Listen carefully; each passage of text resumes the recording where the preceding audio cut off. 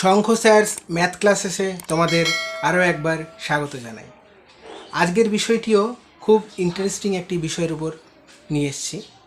তোমরা বোর্ডে দেখেই বুঝতে পারছো আজকের বিষয়টি হচ্ছে ত্রিকোণমিতি বা ট্রিগোনোমেট্রি।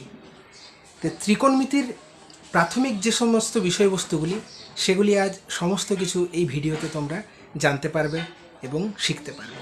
তো চলো ভিডিওটি স্কিপ না করে শেষ অবধি দেখো এবং শিখে নাও ত্রিকোণমিতির প্রাথমিক বিষয়বস্তুগুলো।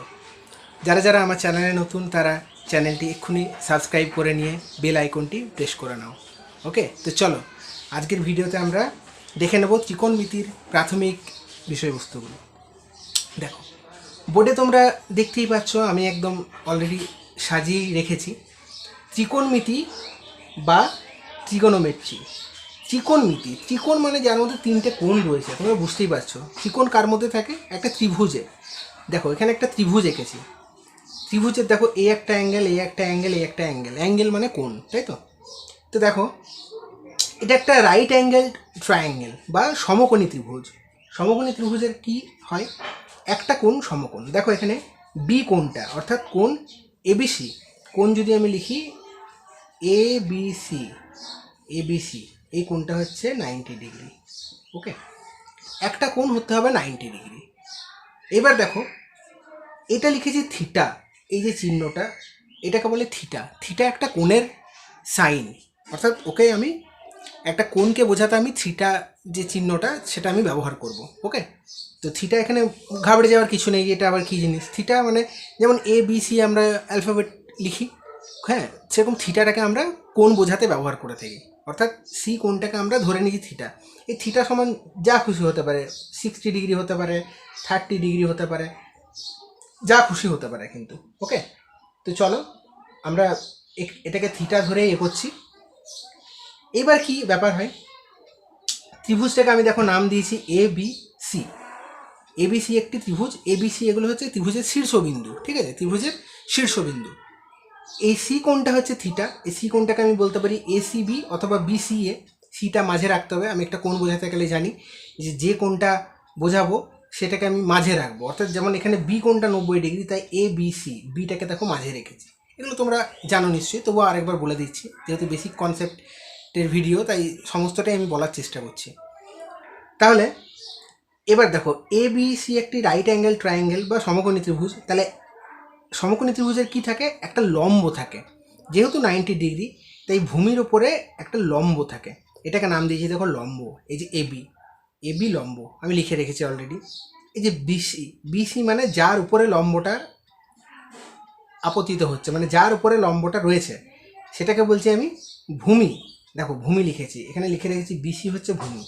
আর এই এসি মানে লম্ব আর ভূমি বাদে যে বাহুটা থাকছে, যে থার্ড আর্ম বা তৃতীয় বাহুটি থাকছে, ওটাকে বলছি আমি অতিভুজ। সবসময় মনে রাখবে এই ত্রিভুজের দুটো বাহুর থেকে কিন্তু এই অতিভুজটা বড় সবসময়, লম্বর থেকেও বড়, ভূমির থেকেও বড়, ঠিক আছে। অতিভুজের দৈর্ঘ্য হচ্ছে ত্রিভুজের সব থেকে বড় সমকোণী ত্রিভুজের ক্ষেত্রে। এবার ত্রিকোণমিতির যে জিনিসগুলো আমরা প্রথমেই আলোচনা করব, আমরা 6টা জিনিস পাচ্ছি। সেটা হচ্ছে সাইন থিটা, এটা হচ্ছে সাইন থিটা, এটা হচ্ছে কস থিটা, এটা হচ্ছে sec theta, tan theta, cot theta আর কোসেক থিটা। আমি দেখো একটু সাজিয়ে রেখেছি এখানে, সাইন থিটার পরে কিন্তু কস থিটা লিখিনি, আমি লিখেছি কোসেক থিটা। এখানে কস থিটার পর সেক থিটা লিখেছি, ট্যান থিটার পর কট থিটা লিখেছি। কারণ আছে, আমি কারণটা আস্তে আস্তে বলছি, তোমরা বুঝতে পারবে। তোমরা আগে প্রথমে আমি ক্লিয়ার করে দিই যে যারা একদমই জানো না, ত্রিকোণমিতি নতুন, তাদের কাছে sine theta, cosec theta, tan theta, cot theta, cos theta, sec theta এই নামগুলো শুনলে একদম ঘাবড়ে যাবে। এটা আমাদের ক্ষেত্রেও হয়েছে, আমরা যখন শিখেছি তখন আমাদেরও মনে হয়েছে এগুলো আবার কি, সাইন থিটা কস থিটা কোনো দিন তো জানি না এরকম ধরনের কী জিনিস। তো বলে রাখি এই জিনিসগুলো আর কিচ্ছু না। এই যে ত্রিভুজের 3টে বাহু আছে, এই যে 3টে বাহু দেখছো লম্ব, অতিভুজ আর ভূমি, এদের দুটো দুটো করে বাহুর অনুপাত এগুলো দ্বারা প্রকাশ করব।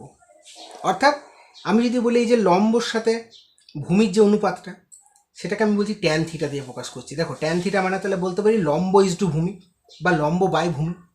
ট্যান থিটা সমান লম্ব বাই ভূমি।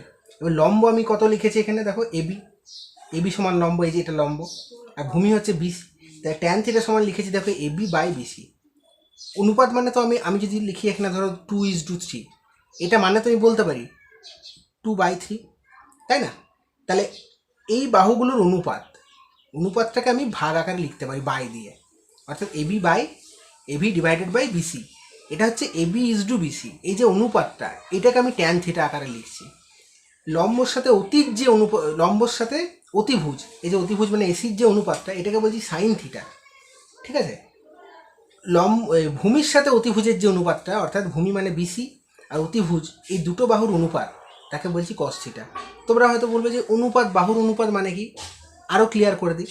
ধরো এই ত্রিভুজের 3টে বাহুর তো দৈর্ঘ্য হয়, লম্বের দৈর্ঘ্য ধরো 4, ঠিক আছে, ভূমির দৈর্ঘ্য ধরো 3, আর অতিভুজের দৈর্ঘ্য 5 সেন্টিমিটার নিয়ে নিচ্ছি আমি। 4 সেন্টিমিটার, 3 সেন্টিমিটার, আর এটা 5 সেন্টিমিটার।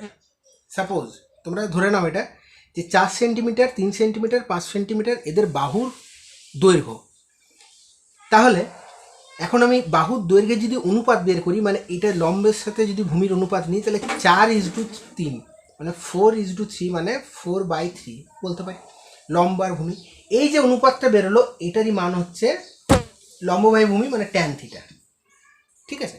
এরকম প্রত্যেক দুটো বাহুর যে অনুপাত বেরোচ্ছে, তাদের আমি টোটাল এরকম 6টা অনুপাত পাবো। তোমরা এটাকে যদি সাজিয়ে লেখো, লম্ব বাই ভূমি পাবো, উল্টোটা পাবো আবার ভূমি বাই লম্ব, লম্ব বাই অতি পাবো, তার উল্টো পাবো অতি বাই লম্ব, ভূমি বাই অতি পাবো, উল্টোটা পাবো অতি বাই ভূমি। অর্থাৎ টোটাল 6টা অনুপাত পাচ্ছি। এই 6টা অনুপাতকেই আমি এই 6টা মানে 6ভাবে লিখছি: sine theta, cos theta, tan theta, cot theta, sec theta, cosec theta. এই 6টা আকারে লিখে রাখছি এগুলোকে। তাহলে ক্লিয়ার হলো? এগুলো শুনে আকাশ থেকে পড়ার কিচ্ছু নেই, এগুলো জাস্ট হচ্ছে এই দুটো দুটো করে বাহুর অনুপাত। ওকে, তো চলো এবার এই অনুপাতগুলো আমি লিখে রেখেছি। এই অনুপাতগুলো কি আমি একটু ডিটেলসে তোমাদের বোঝাই, তোমরা আরও ক্লিয়ার বুঝে যাবে। ওকে, দেখো, এবি লম্ব, বিসি ভূমি, এসি হচ্ছে অতি, মানে অতিভুজটাকে আমি শর্টে লিখেছি অতি। ঠিক আছে? তো সাইন থিটা মানে কি? এই লম্বর সাথে অতিভুজের যে অনুপাতটা, দেখো এবি বাই এসি লিখেছি। কোসেক থিটা কেন লিখেছি এটার পরে? এই সাইন থিটার ঠিক উল্টোটা হচ্ছে কোসেক থিটা, অর্থাৎ সাইন থিটার রেসিপ্রোকাল। এটার রেসিপ্রোকাল কত? 1/sin theta. রেসিপ্রোকাল মানে হচ্ছে অনন্যক, অর্থাৎ এটার উল্টোটা হচ্ছে, সাইনের উল্টো হচ্ছে 1/sin থিটা সমান হচ্ছে কোসেক থিটা। দেখো, সাইন থিটা মানে যদি এবি বাই এসি হয়, তার উল্টোটা কি হয়ে যাবে? এবি বাই এসির উল্টো এসি বাই এবি, তাহলে কোসেক থিটা হচ্ছে এসি বাই এবি। তোমাদের যাতে বুঝতে সুবিধা হয়, আমি তার জন্য দুটো দুটো পরপর করে লিখেছি। মনে রেখে দেবে, সাইন যদি আমি জানতে পেরে যাই আর কসটা আমি যদি মুখস্থ রাখি, মনে রাখি, তাহলে বাকিগুলো আমি নিজেই বের করে নিতে পারবো। দেখো, সাইন বের করলে আমি কোসেক বের করে নিলাম, উল্টোটা, কারণ সাইন থিটা মানে লম্ব বাই লম্ব বাই অতিভুজ। আমাকে আর মনে রাখতে হবে না, আমি কোসেকটা চোখ বন্ধ করে বলে দিতে পারবো যে সাইনের উল্টো মানে অতিভুজ বাই লম্ব। দেখো, এসি বাই এবি। কস থিটাটা মনে রাখতে হবে কি? ভূমি বাই অতিভুজ মানে বিসি বাই এসি। কসের উল্টো হচ্ছে সেক থিটা মানে এসি বাই বিসি, অর্থাৎ অতিভুজ বাই ভূমি। এবার ট্যান থিটা হচ্ছে সাইনকে আমি যদি কস দিয়ে ভাগ করি, অর্থাৎ sine theta by cos theta যদি করে দিই, তাহলে সাইন থিটার যে ভ্যালুটা এবি বাই এসি বাই মানে ভাজিত কস থিটা মানে কত? BC by AC. এটা যদি করি আমি পেয়ে যাবো ট্যান থিটা। তো তোমরা করে দেখে নাও, আমি একটু মুছছি ট্যান থিটাটা দেখানোর জন্য। আমি কি বললাম? যে sine theta by cos theta হচ্ছে tan theta, sine theta by cos theta সমান হচ্ছে ট্যান থিটা, তাই তো?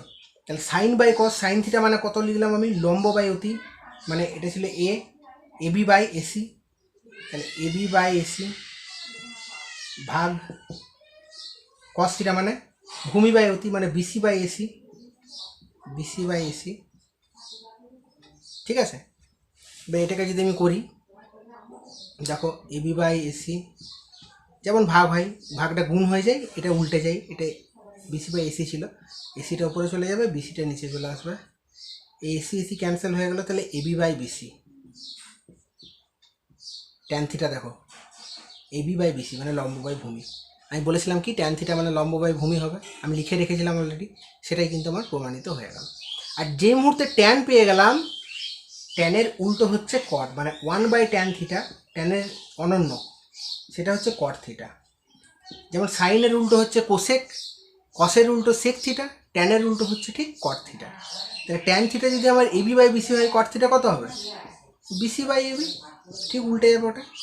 তাহলে এই হচ্ছে আমার ট্রিগোনোমেট্রিক্যাল যে রেশিওগুলো, অর্থাৎ তিনটে আমার 6টা আমার রেশিও যে পেলাম, সেই রেশিওগুলো আমি কীভাবে বের করলাম তোমাদেরকে একদম এই ভিডিওতে আমি বুঝিয়ে দিলাম।